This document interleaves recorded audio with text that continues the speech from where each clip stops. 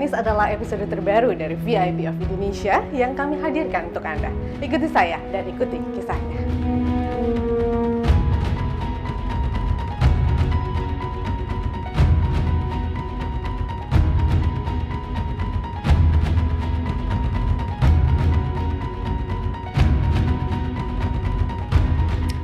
Terlahir dengan darah Bugis Makassar, ia mewarisi keberanian para leluhurnya.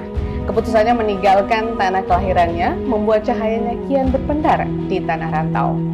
Sebagai seorang pengacara, sosoknya menjadi perhatian khalayak ramai, khususnya dengan sederet kasus-kasus yang ditanganinya. Dan pemirsa dari kantor Hanis & Hanis Advocates di Gedung Lipo Tamrin, Jakarta Pusat, kami hadirkan special person di VIP of Indonesia. Inilah Arman Hanis.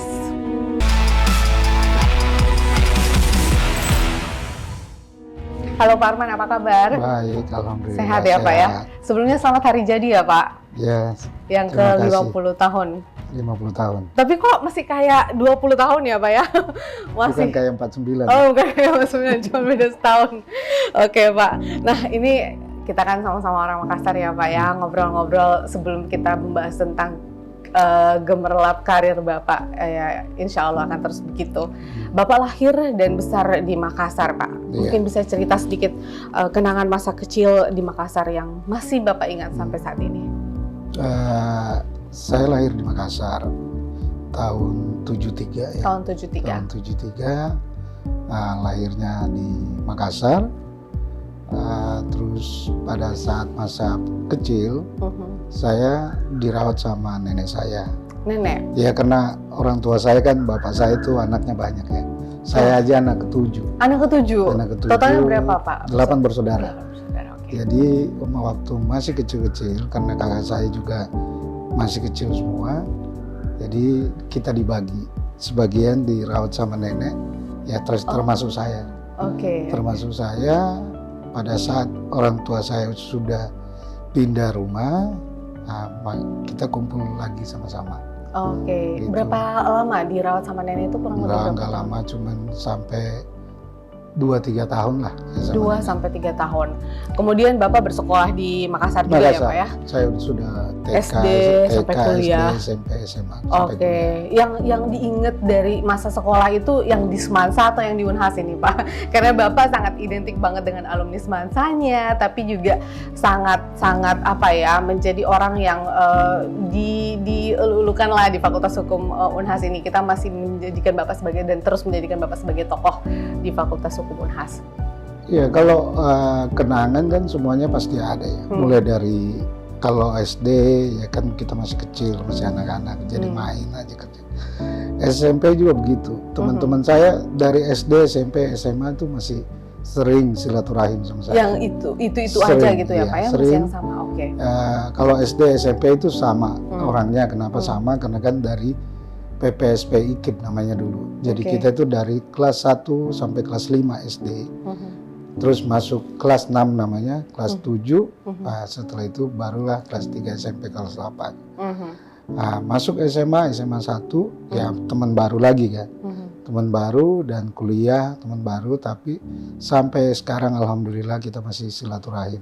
Bapak dan tuh sering bermain bersama lah. Oke. Bapak tuh dulu zaman sekolah, kalau Bapak mengenal, maksudnya bisa merepresentasikan diri Bapak itu sebagai seorang yang giat belajar atau giat bergaul gitu Pak? Kalau saya ngomong giat belajar kan pasti teman-teman saya yang nonton ini pada protes. Jadi saya orangnya yang giat bergaul lah. Lebih senang. Ya sering bergaul. Dari SMP, SMA itu bergaul aja kerjanya. Oke. Bergaul sampai kuliah bergaul juga. Oke. Jadi memang Bapak lebih senang menghabiskan masa muda itu. Iya, dengan main bergaul, ya? tapi ya pasti tidak melupakan pelajaran juga kan. Iya, edukasi pendidikan. Nah, beberapa bulan setelah lulus di Fakultas Hukum Unhas ini yang kami dapat datanya tahun 1998, betul Pak? Nah, Anda langsung memutuskan merantau ke Jakarta pada Saya saat 3 bulan dulu di Makassar. 3 bulan dulu di Makassar ya. Tapi keputusan akhirnya langsung merantau itu gimana ceritanya Pak? Bapak langsung pengen, oke fix 3 bulan, saya cuma sebentar ya, pokoknya saya harus langsung tujuannya ke Jakarta. Soalnya mohon maaf nih Pak, kenalan saya di Fakultas Hukum juga beberapa gitu di Makassar kan. Tapi mereka juga masih aja di Makassar dengan profesi sebagai lawyernya. Bapak sendiri memutuskan untuk itu? Jadi itu pasti ada cerita ya. Iya. Ada cerita. Pertama, saya mengantar pacar saya waktu itu, istri saya, ya, ke Jakarta untuk penempatan. Pacar saya waktu itu kan lulus ASN atau Kementerian Keuangan. Iya. Saya mengantar ke Jakarta, ternyata penempatannya di Jakarta. Penempatan di Jakarta, saya masih kuliah pada saat itu, masih kuliah untuk skripsi dan lain-lain. Saya balik untuk menyelesaikan. Setelah itu saya 3 bulan di Makassar belajar untuk semacam magang lah, tapi tidak magang tetap. Belajar dan mengumpulkan biaya untuk datang ke Jakarta untuk tes lawyer atau tes pengacara praktek pada saat itu. Oke. Jadi tapi memang artinya Bapak ke Jakarta memang sudah tujuan hidup, saya harus ke Jakarta ini. Memang sudah pengennya ke situ, Pak. Iya, artinya memang karena mungkin juga karena pacar saya pada saat itu sudah di Jakarta penempatannya.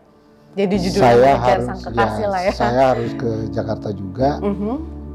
Dan pemikiran saya pada saat itu untuk menjadi pengacara. Dulu kan namanya pengacara praktek. Untuk menjadi pengacara sebelum menjadi advokat, dulu namanya pengacara praktek, setelah itu menjadi advokat. Pada saat itu memang untuk menjadi pengacara praktek, kalau kita pengen sukses ya harus di Jakarta. Jadi itu kesimpulan saya dan keputusan saya pada saat itu, saya harus ke Jakarta dan menjadi pengacara di Jakarta. Tapi kan nggak langsung tiba-tiba jadi seorang Arman Hanis yang sekarang dong, Pak. Waktu di Jakarta itu ceritanya seperti apa? Maaf nih, Pak, karena kan yang kita lihat sekarang tentu pasti akan ada proses. Saya percaya orang sukses itu terbangun dari perjuangan yang besar gitu. Bapak seperti apa dulu, Pak? Kabarnya banyak senior juga ya di Jakarta ini pada masa itu. Memang kan perjuangan kita itu kan, kalau saya kan prinsipnya saya jalanin saja waktu itu. Saya datang dengan biaya yang pas-pasan, tinggal di Jakarta. Terus datang ke Jakarta, pada saat itu numpang di rumah teman. Karena pertama kos. Nah, saya kos dulu, setelah kos itu biaya habis. Setelah tes pengacara, uang saya sudah habis, saya pulang dulu. Pulang ke Makassar. Uang saya sudah nggak ada. Jadi pulang ke Makassar, tapi tes saya pada saat itu sudah tes pengacara ya. Sudah tes pengacara praktek, saya pulang, terus berapa bulan setelah itu istri saya atau pacar saya pada saat itu telepon, saya lulus, jadi saya harus kembali. Saya kembali, kumpulin duit lagi, naik kapal laut kan. Ya sanggupnya pada saat itu naik kapal laut. Jadi naik kapal laut 2 lumayan malam. lama loh, Pak. Iya, saya juga pernah soalnya. Jadi saya ke Jakarta kembali karena uang saya pas-pasan. Saya menumpang di rumah teman, di rumah teman sahabat saya SMA. Tapi kita rame-rame tinggal situ juga. Rame-rame. Terus pada saat itu saya mulai ke kantor senior saya. Kantor senior saya bukan kantor sendiri, mereka bekerja di kantor advokat pada saat itu. Jadi saya ke kantor Pak OCK atau Cornelius Kaligis kan, OCK Kaligis. Ada senior saya yang bekerja di situ. Saya ke senior saya juga, ke Lukas, ngobrol. Sekedar ya sebenarnya silaturahim sekaligus memperlihatkan bahwa saya ada di Jakarta. Saya sekarang pengacara, saya siap kerja gitu. Baik. Artinya Pak, siap untuk membantu mereka apabila mereka butuh bantuan. Dari satu kantor ke kantor lain pasti nggak cuma bertahan di kantor itu, Pak ya, karena kan Bapak juga pasti mengumpulkan ilmu gitu, kemudian untuk bisa jadi sekarang. Kemudian Bapak akhirnya membuka firma sendiri gitu. Kalau itu sendiri, apakah langsung kemudian memiliki kantor mewah seperti ini, Pak? Gimana ceritanya? Saya tadi kan saya jelaskan, saya bukan bekerja di kantor teman-teman itu. Saya datang bermain, bergaul, lihatkan oke, saya oke. ada loh di Jakarta, kalau butuh bantuan silahkan hubungin saya. Jadi itulah yang saya lakukan sampai akhirnya saya diajak untuk bergabung di kantor teman. Diajak bergabung di kantor teman, terus ikut bergabung, akhirnya mereka lihat kemampuan saya, akhirnya ada senior saya mengajak untuk berpartner lah. Berpartner, setelah itu 3 tahun saya berpartner, saya merasa kalau saya berpartner dan saya tidak mempunyai kantor sendiri, saya tidak akan maju. Itu pemikiran saya pada saat itu. Makanya tahun 2004 kalau saya nggak salah ya, saya membuka kantor pertama kali di Menteng. Sebelumnya, beberapa bulan sebelumnya saya berkantor di rumah. Di rumah punya kantor. Di rumah. Jadi kalau kontrakan. klien nelfon atau apa gimana Pak? Di rumah. Datang ke rumah. Iya, kalau datang ke rumah sih enggak. Oke. Cuman kan saya setelah nikah itu saya harus punya kantor sendiri. Jadi setelah nikah saya berkantor di rumah kontrakan saya di Ben Hill. Oke. Nah itu berapa bulan lah. Berapa bulan akhirnya. Orang tahu, maaf Pak, orang tahu bahwa itu rumah Bapak enggak, atau orang mereka Bapak? tahunya ya pada saat itu ya kita lawyer dan meetingnya kan di luar. Tapi mereka tahu saya punya kantor di rumah. Tapi itu kan cuma 3 bulan aja. 3 bulan setelah itu ada senior saya melihat, mengajak saya berpartner, akhirnya membuka kantor bareng di Kuningan. Nah, setelah dari Kuningan 3 tahun itu lama tuh. 3 tahun saya ketemu lagi senior saya, ngajak lagi bergabung di kantornya. Nah, bergabung di kantornya, setelah bergabung itu setahun 2 tahun, saya akhirnya memberanikan diri lah untuk membuka kantor sendiri. Kantor Sorry Pak, apa yang membuat Bapak kemudian mending saya buka kantor sendiri deh gitu. Ketika Ya, kan itu. kadang keberanian itu harus ada ya Pak untuk membuka sendiri, menjalankan sendiri gitu. Iya, artinya kan kalau kita berpartner kan ada beberapa langkah kita yang mungkin tidak cocok atau tidak sejalan pendapat kita, yang mungkin dalam menjalankan kantor kita nggak cocok, ya itu yang paling utama ya. Yang kedua, pada saat itu saya berpikir, ya kalau saya mau maju, saya harus berani buka kantor sendiri. Nah, akhirnya saya buka pertama kali itu di Menteng, di gedung perkantoran tapi kecil lah, bukan kantor yang besar. Nggak semewah sekarang tempat Cuman kita 3 meja, saya staff 2. Baik Pak Arman. Ini masih banyak segmen yang akan kita bahas, tapi saya penasaran karena saya juga memang kita sebelum kesini mencari informasi tentang Pak Arman juga dan lain-lain. Tapi ada satu tulisan yang selalu melekat, baik itu di website atau mungkin di mana ada Pak Arman. Kalimatnya seperti ini: If we desire respect for the law, we must first make the law respectable. Seberapa kuat kemudian atau seberapa yakin Anda dengan ungkapan ini? Karena ini selalu dilekatkan atau Anda selalu lekatkan ini dengan Anda sendiri gitu loh. Jadi bagaimana kita bisa dihormati atau kita menghormati hukum itu sendiri? Iya. Jadi bagaimana kita menghargai sebenarnya? Apa sih arti dari hukum? Apa arti dari keadilan itu sebenarnya? Ya. Bagaimana kita menjalankan atau menegakkan kebenaran itu sebenarnya. Itu yang harus kita lakukan sebagai advokat. Advokat itu sebenarnya bukan hanya selaku pembela. Orang kan selalu menganggap pengacara itu atau advokat itu membela orang yang salah. Tidak selamanya orang yang dibela itu salah. Bisa jadi karena keadaan, bisa jadi karena adanya sesuatu yang mengakibatkan dia melakukan hal yang melanggar hukum. Sehingga itulah yang harus kita bela. Jadi meluruskan sebenarnya. Dan dibuat seadil-adilnya begitu ya Pak ya. Intinya artinya seperti itu hukum itu. Baik Pak Arman, kita masih ada, tentunya Anda masih banyak cerita yang akan saya gali di segmen-segmen berikutnya. Kita jeda sebentar. Pemirsa tetaplah bersama kami di VIP of Indonesia bersama dengan Arman Hanis.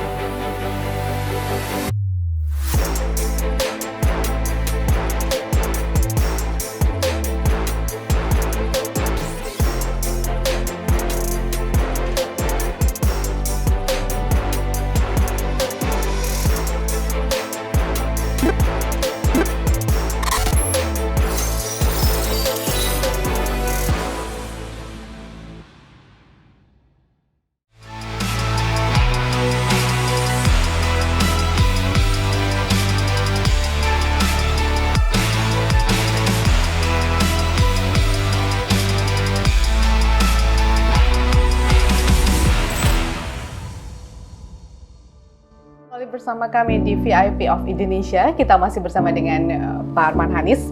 Pak Arman tadi sudah bicara mengenai kenangan masa lalu, dan itu menjadi salah satu energi ya, kemudian yang mensupport Bapak sampai sekarang.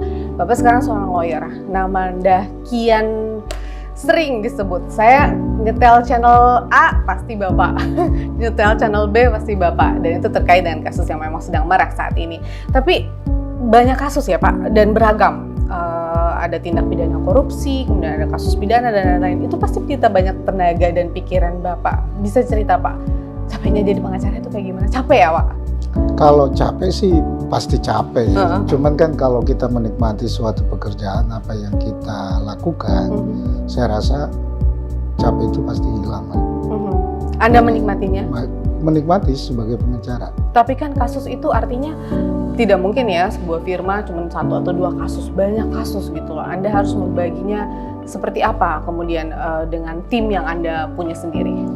Ya artinya kalau advokat dilihat sebenarnya itu dari personal, siapa orangnya. Itu advokat seperti itu. Tetapi dalam bekerja, dalam melakukan suatu penanganan perkara, kita bahasakan penanganan perkara ya. Advokat itu tidak bekerja sendiri, pasti dengan tim yang ada. Apabila perkara yang dihadapi sedemikian rumitnya, pasti tim itu tidak harus dari kantornya saja. Pasti ada tim lain yang direkrut oleh koordinator. Nah, itulah yang selama ini saya lakukan.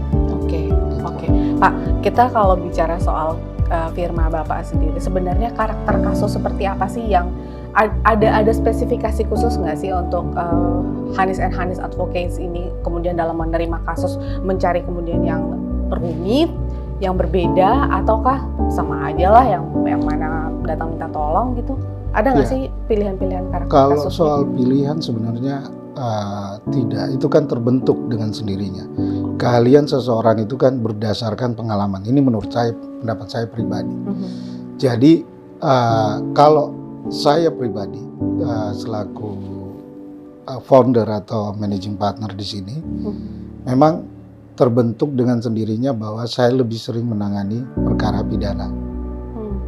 Jadi, tetapi di kantor saya kan sebenarnya kan ada 2 tipe law firm, tipe kantor advokat itu ada 2, corporate atau litigasi. Nah, kalau kantor kami itu ke litigasi. Litigasi itu bagaimana penanganan perkara baik di dalam maupun di luar pengadilan. Di kantor saya ada 2, perdata, litigasi perdata maupun pidana. Itu terbentuk dengan kita bentuk divisi. Di kantor saya ada divisi litigasi perdata, ada litigasi pidana. Masing-masing mempunyai koordinator. Saya bahasakan koordinator karena saya nggak punya partner di sini. Jadi ada koordinator untuk penanganan kasus perdata. Tetapi dalam bekerja, karena karyawan saya atau staff lawyer saya itu kan nggak banyak. Ya kalau kita hitung total 14-15 orang yang lawyer, sehingga pada saat menangani suatu perkara itu bukan untuk khusus ini yang tangani. Enggak. Jadi semuanya terlibat kalau saya. Cuman untuk koordinasi, saya koordinasi kepada koordinator yang saya tunjuk. Baik. Nah, dari sekian banyak kasus yang telah firma hukum Anda tangani dan mungkin Anda secara pribadi menangani sejumlah kasus tersebut, ada kasus Crazy Rich, kepala daerah, kemudian sampai pada kasus, mohon maaf, Pak Sambo yang saat ini. Dari semua itu, cerita di balik kasus-kasus tersebut, yang mana yang paling berkesan, Pak? Yang paling berkesan pasti yang terakhir ya. Yang terakhir ya? Yang terakhir. Karena kita tidak 7 bulan kita nangani. 7 bulan. Baik. Kasus yang rumit juga nggak sih Pak sebenarnya ini? Ya kalau bilang rumit, pasti rumit perkaranya. Karena mungkin semua orang sudah nonton ya. Semua sudah melihat apa yang terjadi dan setiap waktu, setiap hari itu ada perubahan-perubahan. Oke, Gitu. oke. Ini saya sih sebenarnya tidak mau terlalu banyak mengupas tentang itu karena kita tahu bahwa semua media sudah mempublikasikan tentang kasus tersebut. Tapi apakah memang tingkat kerumitan kasus itu adalah tergantung pada terdakwa yang adalah seorang siapa? Apakah itu memang menjadi satu hal yang kemudian menentukan kasus ini rumit karena dia adalah seorang ini dan kita sudah berada dalam kondisi taruhlah banyak hal yang terlibat ya, ada politik, kemudian ada jabatan pihak terdakwa tersendiri. Itu memang tergantung dari itu ya Pak, tingkat kerumitannya. Pertama kalau kita bicara mengenai perkaranya sebenarnya kan itu sudah banyak terjadi. Betul. Di Indonesia, perkara pembunuhan. Tetapi ada cerita di balik itu. Oke. Ada, kalau saya bahasakan, ada drama lah. Ya. Artinya itu yang membuat kasus ini menjadi orang menarik perhatian. Terus menjadi rumit karena ada fase. Ada fase skenario yang dilakukan oleh klien saya. Baik. Dan itu kita sudah saya nggak akan bahas secara detail ya. Tetapi saya harus sampaikan bahwa kenapa menjadi menarik. Pertama, tersangkanya seorang jenderal bintang 2. Seorang yang memiliki jabatan penting di kepolisian. Jadi itu membuat masyarakat tertarik. Terus ada fase skenario atau rekayasa yang dibuat. Jadi itu yang menjadi menarik perhatian. Tetapi kalau ditanya apa yang paling saya rasakan, karena sejak awal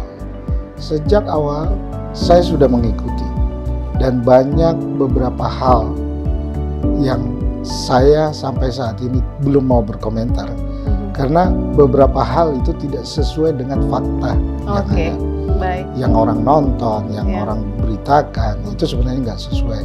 Mungkin itu yang harus saya sampaikan sebenarnya. Iya, baik. Ya, kita juga kan ini masih berjalan ya Pak ya, proses hukumnya masih ada banding, kemudian nanti kasasi. Kita akan lihat seberapa jauh di sini juga kemampuan seorang Arman Hanis dan tim diuji begitu Pak. Pak, tapi gimana rasanya sih sebagai seorang lawyer Ferdy Sambo gitu Pak? Dengan Anda katakan bahwa ini juga berkesan gitu dan dia seorang jenderal yang everybody knows him, everybody watch about this case gitu. Kalau rasanya sih menurut saya biasa saja ya. Bapak merasa nggak sih Bapak menjadi star juga? Enggak, karena saya nggak pernah tampil. Saya merasa saya membatasi diri saya dari awal. Awal-awal sebelum saya merekrut rekan saya yang lain, yang memang kita harapkan bisa menyampaikan fakta yang ada di media atau di masyarakat. Saya awalnya saya yang tampil. Saya menyampaikan, tetapi memang dalam hal ini saya harus sampaikan ke Mbak Vero bahwa kasus Ferdy Sambo ini bukan karena seorang jenderalnya, bukan karena seorang kadipropam saya tangani. Saya dengan klien saya ini sejak SMA sudah berkawan baik atau udah sahabat sama Pak Ferdy Sambo, sehingga menangani perkaranya bukan karena saya jenderal atau kadipropam.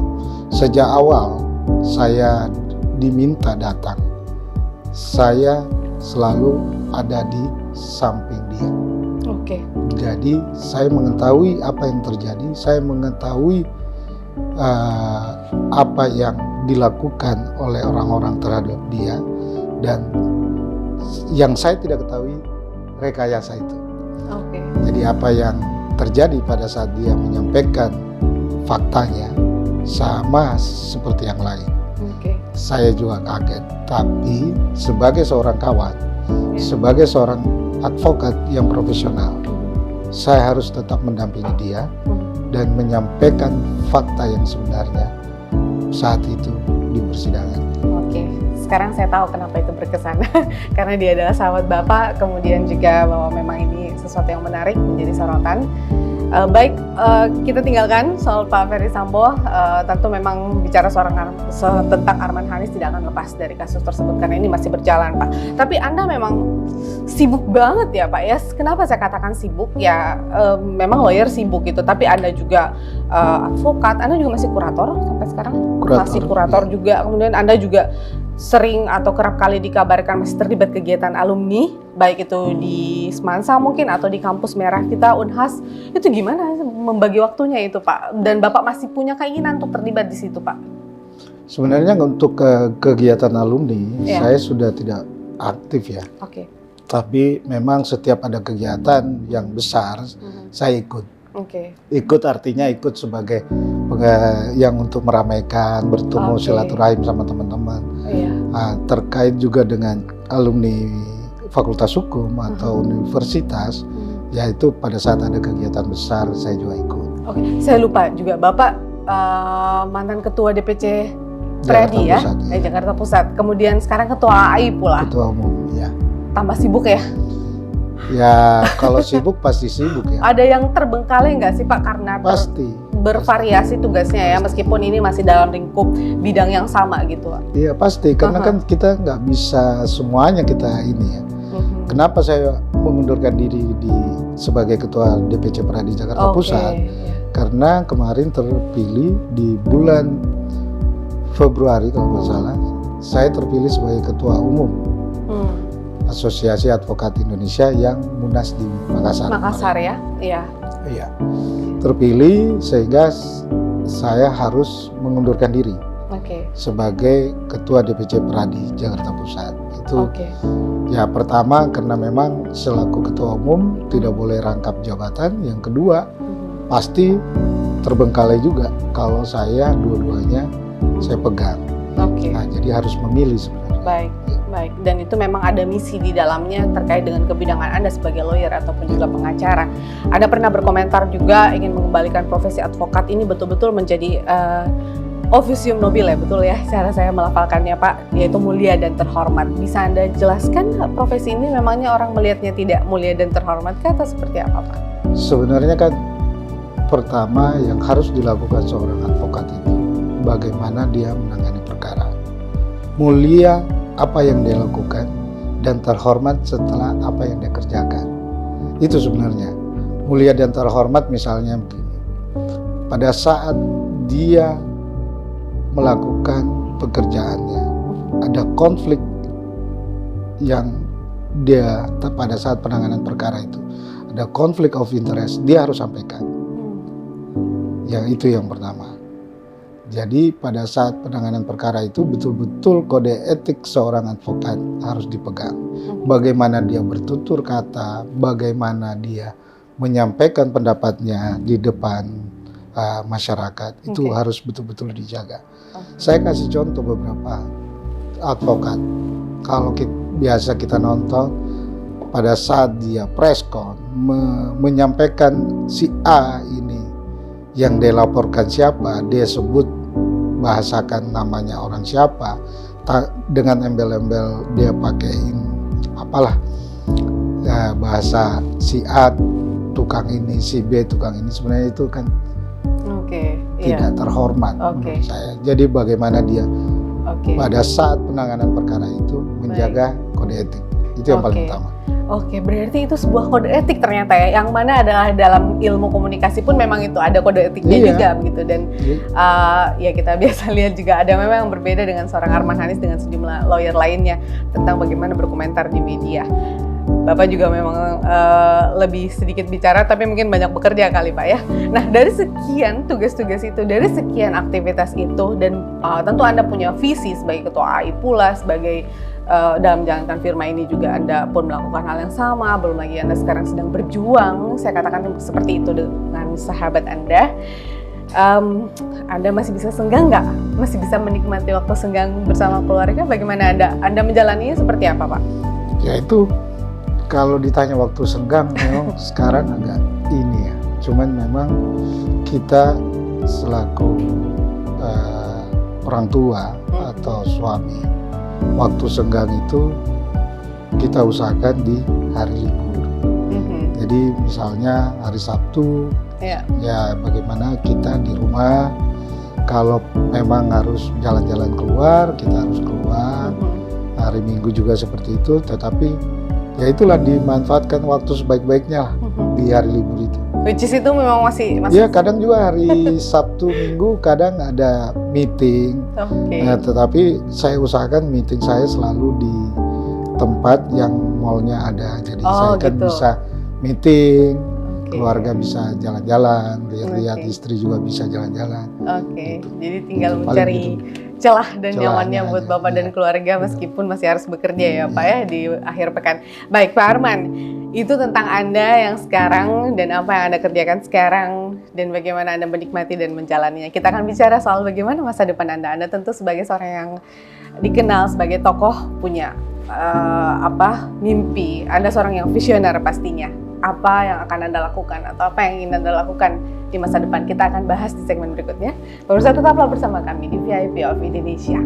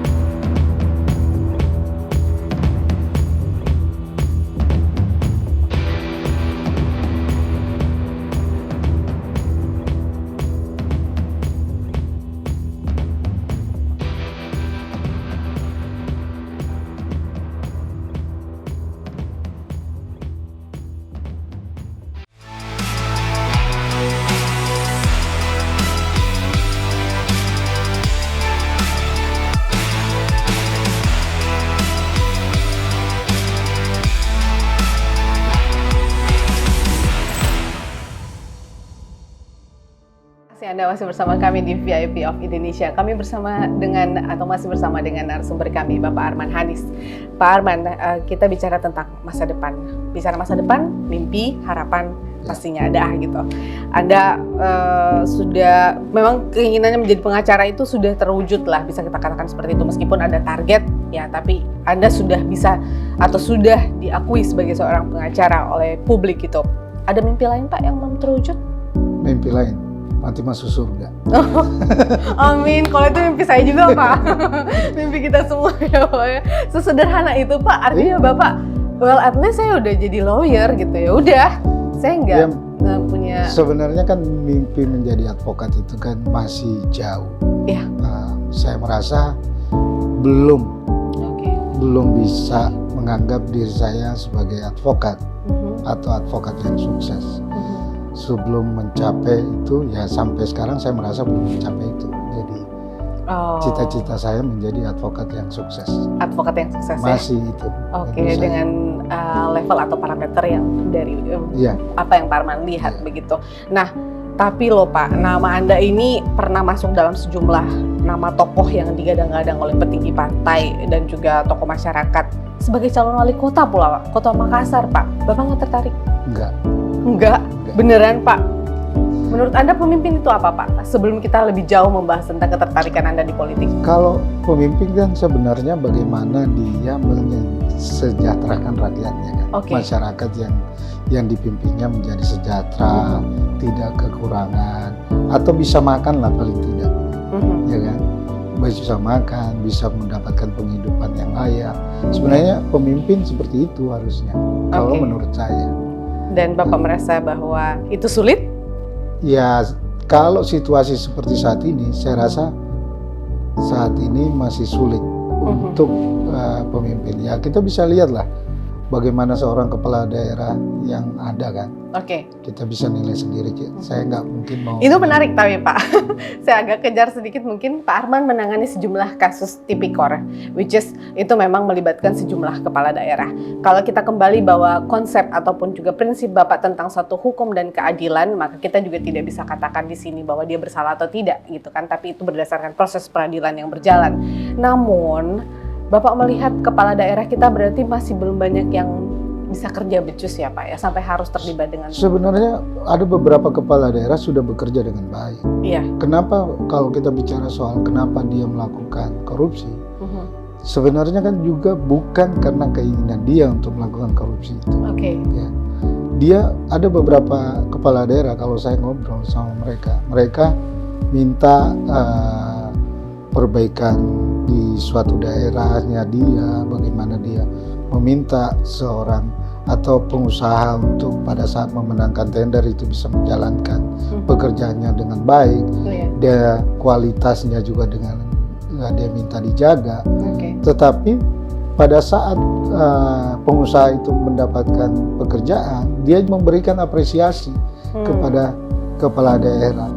Artinya ya itu yang memang tidak bisa dihindari sebenarnya. Sistem dan juga mungkin peraturan yang ada di negara kita ini yang kepala daerah kan belum tentu juga meminta sesuatu, tapi ya biasa juga dari pengusahanya yang betul-betul setelah ini supaya dapat lagi memberikan lagi, itulah yang terjadi sebenarnya. Kalau itu bisa dihindari atau pengusahanya tidak memberikan untuk mendapatkan suatu pekerjaan, saya rasa banyak kepala daerah tidak tertangkap juga korupsi.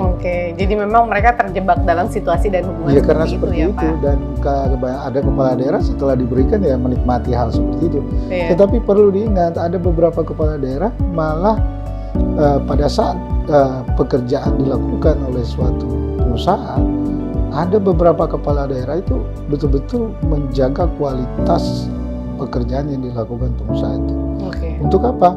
Karena dia mementingkan hasil pekerjaannya dan bagaimana pekerjaan itu hasilnya bisa mensejahterakan masyarakat. Itu ada beberapa kepala daerah seperti itu. Artinya sebenarnya memang itu untuk rakyat. Iya. Di masa mendatang. Yang saya lihat dan pengalaman saya pada saat ngobrol dengan beberapa kepala daerah, niatnya semua ada yang baik, tapi ya saya nggak tahu kalau ada beberapa kepala daerah yang nggak baik juga niatnya. Baik itu dengan beragam orang sih Pak ya, jadi itu kembali ke merekanya. Tapi kalau Anda nih dari sebagai tokoh di dunia hukum, Anda melihat apa yang paling urgent yang dibutuhkan masyarakat saat ini? Apa kebutuhan rakyat yang memang sebenarnya dari pihak pemerintah belum mewujudkannya gitu Pak? Kalau saya selaku advokat, penegakan hukum. Penegakan hukum yang paling utama. Bagaimana masyarakat sudah kita bahas yang nggak usah terlalu yang jauh-jauh lah, yang terlalu rumit, yang simple saja. Penegakan hukum dimulai dari hal kecil. Kita berjalan di trotoar misalnya. Trotoar itu nggak boleh masuk motor misalnya. Tetapi polisi atau penegak hukum yang melihat seseorang yang masuk ke trotoar dibiarkan saja atau dijaga, setelah ditangkap ditilang. Padahal dia kan bisa menghentikan pada saat mulai dari awal di trotoar itu, pada saat dia naik dia sudah bisa hentikan, dia jaga di situ. Itu sebenarnya paling utama di situ. Yang paling kecil lah, misalnya buang sampah. Nggak usah kita bahas penegakan hukum yang terlalu berat-berat. Penegakan hukum yang paling ringan saja. Kalau itu bisa ditegakkan di suatu negara atau di suatu daerah, saya rasa setiap daerah pasti bersih. Kalau kita bahas soal buang sampah, setiap daerah pasti tertib kalau kita bahas soal asalkan penegakan hukumnya bisa berjalan dengan baik. Baik. Artinya kalau Pak Arman jadi wali kota kami, Makassar bersih dong ya harusnya. Baik, Pak Arman sudah sering-sering. Semua wali kota atau kepala daerah bisa menjalankan itu. Baik, Pak Arman sering balik ke Makassar? Nggak sering. Sesekali. Sesekali ya. Seberapa cintanya Anda dengan Makassar atau udah nggak lagi karena Anda besar di sini? Saya pasti cinta dengan Makassar. Pasti karena kan saya lahir besar di sana. Orang tua saya juga dikubur di sana. Pasti kan saya cinta Makassar. Belum makanannya yang enak-enak kan? Betul. Di sini kurang ya, Pak? Kulinernya pasti enak-enak. Dibanding dengan di daerah lain memang Makassar yang paling. Iya, kalau di sini kan makanannya kan ya kita tahu. Tapi kita kan harus adaptasi. Tetapi kalau di rumah saya pasti makanan Makassar. Makanan Makassar. Tapi berarti kalau Bapak ke Makassar ada nggak sih Pak? Bapak maksudnya ngelihat kota kita tercinta itu bahwa kayaknya saya ada rasa pengen buat Makassar tuh kayak gini, pengen kayak gitu. Ada nggak sih Pak kayak gitu keinginan seperti itu? Ya, artinya apa? You have everything now gitu kan? Pengen lihat Makassar bersih aja, bersih, tertib. Nah, itu yang paling saya inginkan sebenarnya. Udah ada yang ajak-ajak Pak? Enggak ada. Ada yang ajak, tapi kan saya nggak berminat. Tapi kalau saya mau nanya nih, saya harap jawaban Bapak juga bukan jawaban formalitas karena memang VIP of Indonesia ini kan kita ngobrol dengan narasumber yang kita ingin agar Anda menjadi apa adanya di layar kami gitu, karena kita berbicara tentang sesuatu yang inspiratif. Jika kelak Anda diperhadapkan pada pilihan tetap menjadi advokatkah, lawyerkah untuk sampai saat ini begitu, atau mengemban amanah yang lebih besar. Artinya dipercayakan itu berarti bahwa masyarakat tuh juga percaya, wakil-wakil rakyat itu semua percaya gitu. Partai itu percaya bahwa you can do it gitu. Bapak secara popularitas, who doesn't know you now gitu. Orang semua tahu Arman Hanis gitu kan. Secara figur misalnya ya Anda mungkin dia sebagai sosok baru yang mungkin bisa menciptakan sesuatu yang lebih baru untuk masyarakat. Gimana Pak? Milih yang mana? Lawyer atau advokat atau wali kota misalnya, atau politisi atau apa? Ingin meneruskan cita-cita menjadi advokat yang sukses. Saya masih bersikeras ini Pak nanya. Kenapa? Maksudnya semua orang dengan profesi-profesi profesionalnya pengen juga punya keinginan untuk memimpin suatu daerah. Apakah itu terlalu berat untuk seorang Arman Hanis? Mungkin kalau perlu saya sampaikan, memang di 5 tahun lalu kalau nggak salah, saya sempat terpikir untuk setelah ditawarkan beberapa orang partai, tapi saya nggak bahas bahwa partainya ya, orang partai menawarkan atau pengurus partai di Makassar menawarkan kepada saya untuk maju di pilkada yang lalu. Sempat terpikir, tetapi kembali lagi bahwa apakah saya mampu, apakah ini betul yang saya inginkan.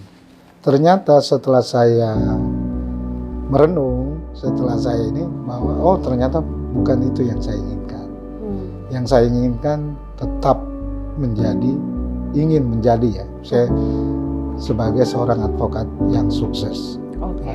Karena kalau kita lihat advokat sukses di Indonesia terutama itu banyak sekali dan saya belum mencapai itu.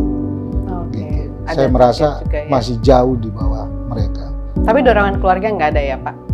Dorongan keluarga apalagi belum tentu keluarga setuju. Istri saya terutama nggak setuju.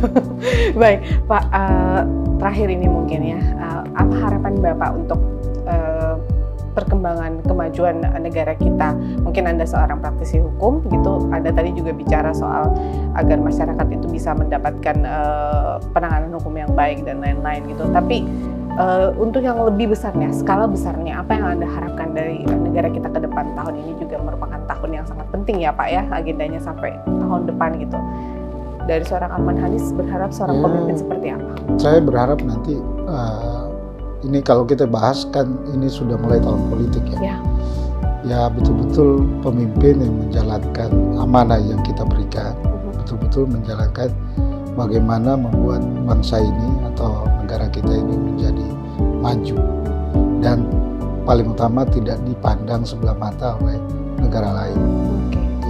Karena kan kita melihat beberapa hal, terutama masih banyak yang memandang sebelah mata kepada negara kita. Ya itulah yang harus pemimpin yang kuat sebenarnya. Oke. Dan tentunya pemimpin kita harus didukung dengan stakeholder yang baik, termasuk dari Bapak sendiri mungkin di bidang hukum misalnya ya. Baik, terima kasih Pak Arman atas kesempatan dan waktunya buat kami di Indonesia. Mungkin kalau ke Makassar Pak bisa sekali-sekali ajak kami di Indonesia. Jalan-jalan makan coto misalnya Pak. Oke, baik, terima kasih Pak Arman. Salam untuk keluarga.